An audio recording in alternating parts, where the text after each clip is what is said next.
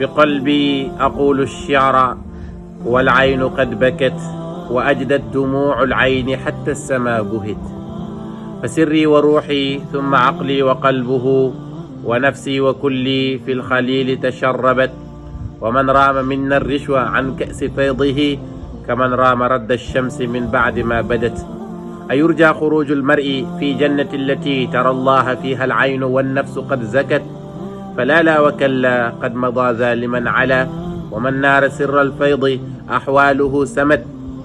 فلولاه يبقى الإنس ظنا بأنه كريم وأخلاق سواه وذللت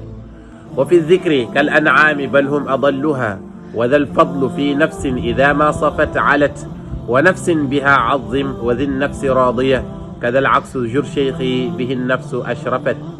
عليك صلاة الله يا نفس إن تطب عن الخبث مثل الروح صافت وأينعت أبو العباس التجاني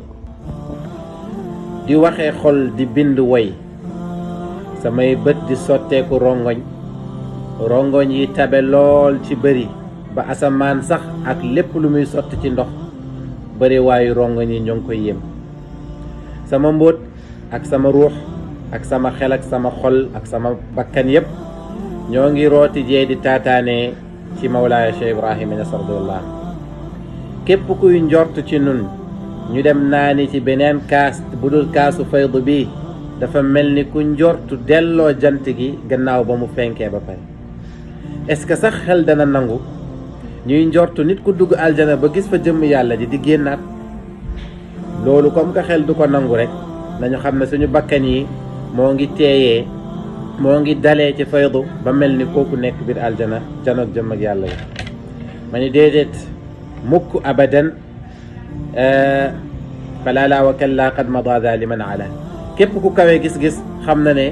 niveau boobu noonu moom weesu nañ ko mooy dootuñu gersu dootuñu naan te kenn mënuñoo yokk ci kaw suuf ku dut Mawlaaya Cheikh Ibrahim ndax wa man naala sirral fayda ahwaaluhu samat képp koo xamante ne dangaa am mboot ak faydu muy maarifatu sa xaal day yëkkatiku ci keneen ku dut yow ma ni moo tax bu dul woon ne faydu boobu noonu bu dul woon yokkute googu noonu nga xam ne Mawlaaya Cheikh Ibrahim yokku nañu ko kon danañ foog ne ñun ñoo gën leneen lu dut ñun ndax gis nañ ñuy jàpp ne nit a gën lu dut nit ci xamut lan mooy mbóot mi lan moo tax nit gën a kawe lu dut nit ma ni boo demee ci alquran di nga gis yàlla di wax naan in hum kal an'aami bal hum adal yàlla di joxoñ ay nit naan ñii de ñoo mel ni ay mala mu ne mala yi sax ñoo leen gën nga demaat ci alquran yàlla ne la